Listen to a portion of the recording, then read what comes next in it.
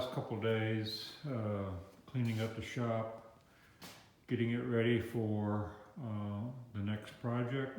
Just finished one project and it's time to start another. I'm in the bench room, kind of doing a 360 around the bench room, and believe me, this is as clean as it normally gets. As you can see, flat surfaces usually become storage places, but the ones that I really use have been cleaned off and ready for the next project. There's a couple of slabs that are 1 or 2 steps away from being done. A lot of the clamps have been put back in place. There's my shop smith, which I use mostly for a drill press, occasionally a lathe. More clamps, more clamps. And router cabinets and routers, and my tool wall, which is really basically tools from my dad's that I've kind of hung up, and I usually use them. I like using them. He used them a lot. And my drills ready to go. A few more tools of my dad's. Saws, which I use it once in a while, occasionally. Now we'll step into the machine room, which is where parts are made. This is the assembly room that we're leaving. In the tool room, again, I've cleaned it up. It's certainly not perfect. Still a little dusty in the corner. This corner here is the joinery corner. It's got my handmade or homemade mortising. I've got a couple of planers that I use. My Delta 12-inch and my Ryobi 10. They're small planers, but they've really served me well. This is where I do dovetails. Again, a little bit dust, but the room has been cleaned up from the last project. And again, I'm about to start another. So this is my thickness sander. It's a Ryobi 16-inch 32.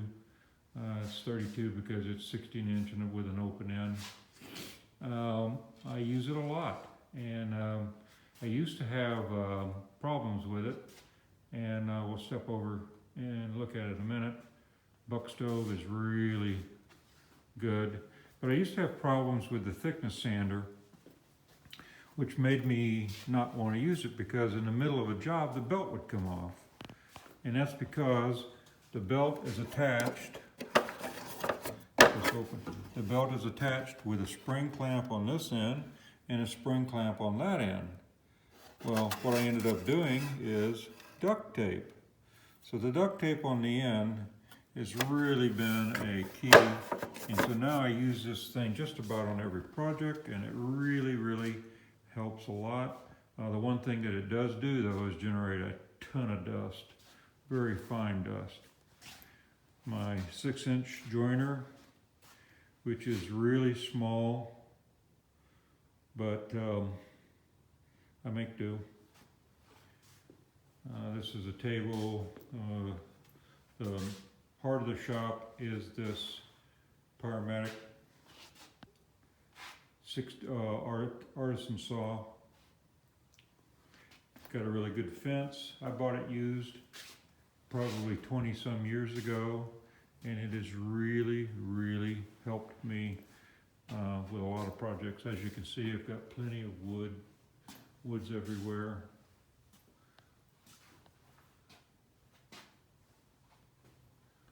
Lots of wood. Probably won't be able to use it in my lifetime. And sorry for the spin around, but there's more wood on that wall. I've got some spalted maple. That's it up top there that I'm waiting for a project. I think I have one in mind. Again, another really well-used tool is the chop saw, which I use for sizing parts. And what I did was I made some outfeed tables using old doors. I think those were closet doors, perfect for me. And the sanding station, got lots of sanders on it. benchtop sander, small one, but it's, again, I've used it a lot. The oscillating sander by Ryobi I use a lot, and the disc sander I use a lot. Bandsaw is a Powermatic bandsaw, 14-inch. That I had to put the belt back on. I've never had, or the rubber, I guess they call them, the tire.